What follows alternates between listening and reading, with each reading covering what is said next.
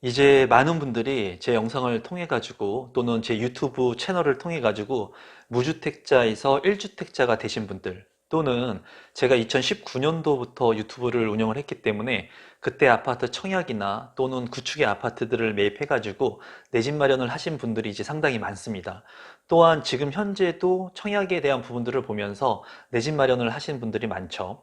그래서 오늘은 무주택자 분들이 내 집 마련을 하게 되시면서 이제 1주택자가 되실 분들, 또는 1주택자가 되신 분들이 앞으로 어떤 생각들을 하면서 어떤 전략들을 수립해야 될지에 대한 부분을 좀 말씀드려 볼까 합니다. 임성배 TV. 보는가 덴데크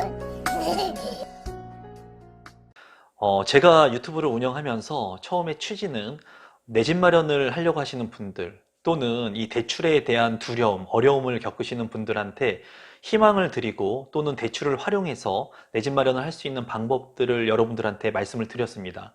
그 중에서 이제 대출에 대한 부분들에 어떻게 보면은 활용할 수 있는 그런 비법들, 이런 것들을 제가 경험한 것들을 공유를 하면서 많은 분들이 제 유튜브 채널을 좋아해 주셨는데, 최근에는 이제 대출에 대한 규제들, 그리고 부동산 가격이 너무나 큰 폭으로 오름세를 겪다 보니까 정부에서도 규제를 통해 가지고 부동산의 가격이 오르지 못하게끔 규제하는 그런 정책들이 많이 나왔죠.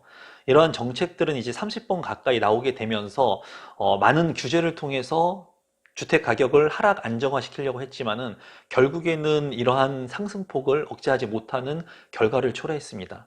그래서 지금 현재는 예전의 부동산 정책 기조, 규제의 기조에서 완화의 기조로 바뀌고 있는 그런 시점이라고 볼 수가 있습니다. 그래서 제가 여러분들한테 말씀드리고 싶은 것, 무주택자 분들한테 말씀드리고 싶은 것은 늘 똑같아요. 제가 늘 말씀드리는 것은 주택이라고 하는 것을 투자의 관점에서 보는 게 아니라 실거주 측면에서 삶의 안정, 그리고 2년마다 4년마다 계속 내가 전세를 살면서 월세를 살면서 이사를 갈 것이 아니라면 하루라도 빨리 내 집 마련을 해가지고 주거의 안정을 취하는 게 좋다. 제 영상을 2019년도부터 보신 분들은 아실 거예요. 가격이 오르거나 내리거나 개의치 않고 내 집 마련을 하루라도 빨리 하는 것이 정답이다 라고 제가 이제 말씀을 늘 드렸죠. 부동산은 시간을 사는 것이라는 얘기를. 그런데 많은 사람들이 부동산을 싸게 살려고, 가격이 하락되면 살려고, 그리고 앞으로 더 가격이 조정될 것 같으니까 더 기다려서 살려고 합니다. 그런데 제가 여러분들한테 딱 한 가지만 말씀을 드리면, 부동산을 그렇게 쉽게 예측할 수 있는 영역이 아니에요. 이렇게 앞으로 부동산 가격이 금리가 오르니까 떨어질 거야. 그러면 다 백만장자 됐습니다. 그런데 여러분들 주위를 한번 둘러보세요. 정말 부자라고 할 수 있는 사람들, 그런 경험을 가지고 있는 사람들은 극소수의 사람들이에요. 극소수의 사람들. 우리가 예측할 수 있는 그 길을 다 따라간 사람들이 정말 큰 부자가 되는 것이 아니라, 그런 것을 대응하고 내가 예측하지 못하는 그런 상황들을 직면할 수 있지만은 내가 두려움을 이겨내신 분들이 정말 엄청난 부를 이루신 그런 분들이라는 거죠. 지금도 수치를 따져가면서 앞으로의 가격이 떨어질 것이다, 올라갈 것이다, 이런 것들을 생각하시는 분들은 절대로 내 집 마련을 할 수가 없습니다. 그래서 무주택자 분들은 여러분들이 선택하시면 돼요. 주택 가격이 오를 것 같으니까 사고, 떨어질 것 같으니까 안 사고, 이게 아니라 제가 이제 말씀드리는 것은 삶의 안정을 위해서 1주택은 필수 요소로 가져가야 된다. 다시 한번 말씀을 드리고, 이제 제 영상을 통해서 2019년도부터 내 집 마련을 하신 분들도 여전히 제 영상을 보고 응원을 해주시는 분들이 상당히 많습니다. 그런 1주택자가 되신 분들, 또는 1주택자가 되실 분들한테 제가 가지고 있는 생각들을 좀 공유해 본다면, 지금은 부동산의 판도가 지금 바뀌는 그런 상황이 연출이 되고 있죠. 예전 같은 경우에는 중과세라든가 취득세, 보유세, 양도세, 이런 세금에 대한 부과가 굉장히 강력했습니다. 지금 역시 그런 기조가 유지되고 있지만 추후에는 정권이 교체가 되면서 이런 부동산의 방향성 자체가 이제 틀어지게 될 겁니다. 우리는 그런 것들을 일부 예측을 할 수 있습니다. 하지만은 그런 시장에 국면하게 됐을 때, 직면하게 됐을 때 그에 따른 대응 전략들을 가져가면 돼요.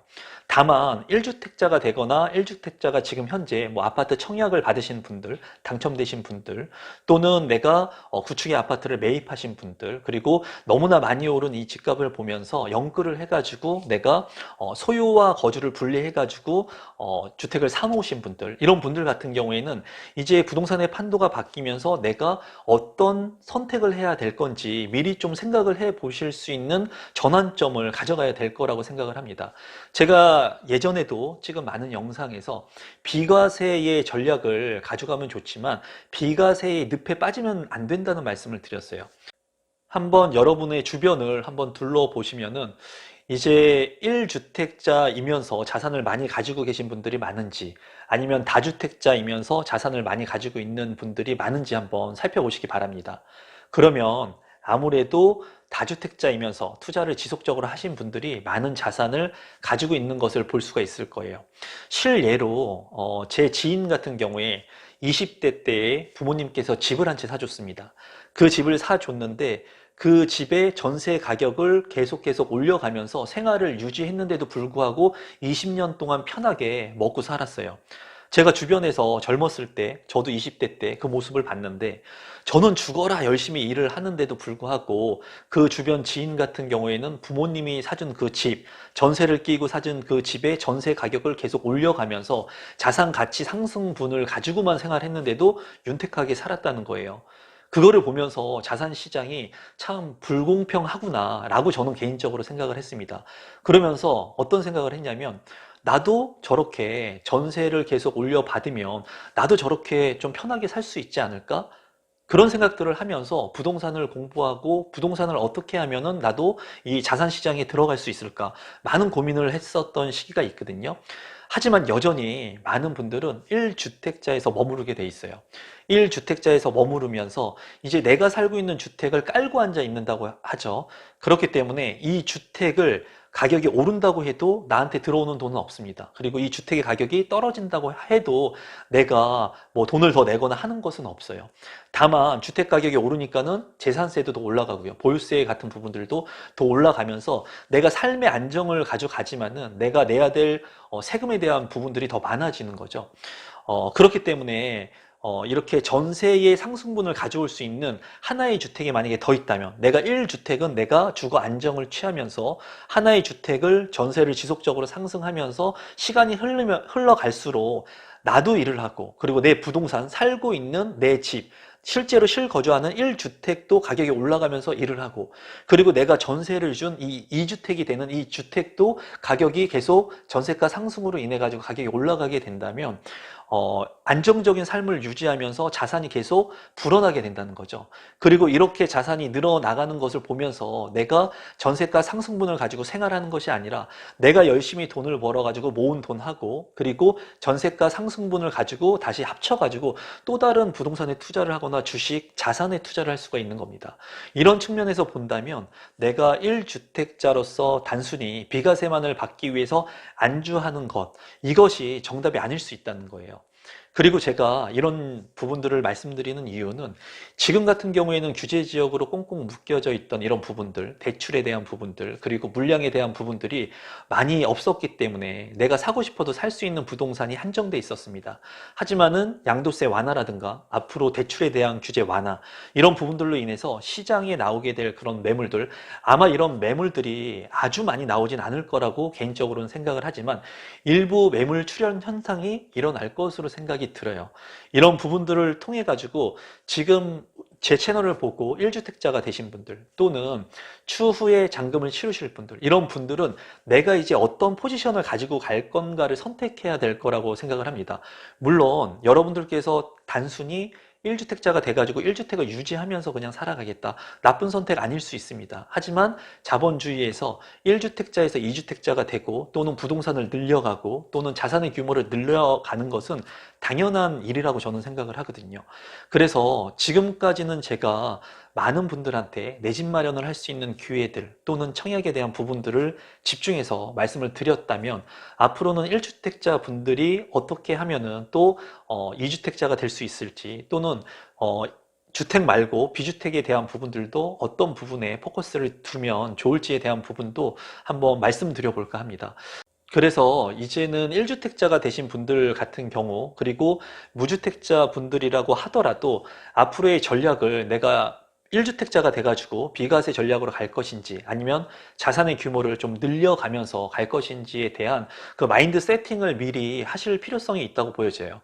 그리고 앞으로의 규제 완화책들로 인해 가지고 이렇게 주택을 늘리거나 또는 소형주택에 뭐 제외되는 부분들, 뭐 오피스텔이나 뭐 다세대 주택의 일정 면적이나 금액 이하의 주택들은 이러한 주택수 산입에서 제외하는 방안까지도 논의가 되고 있기 때문에 투자를 할 수 있는 많은 시장 상황들을 연출해 줄 수 있을 것으로 보여지거든요.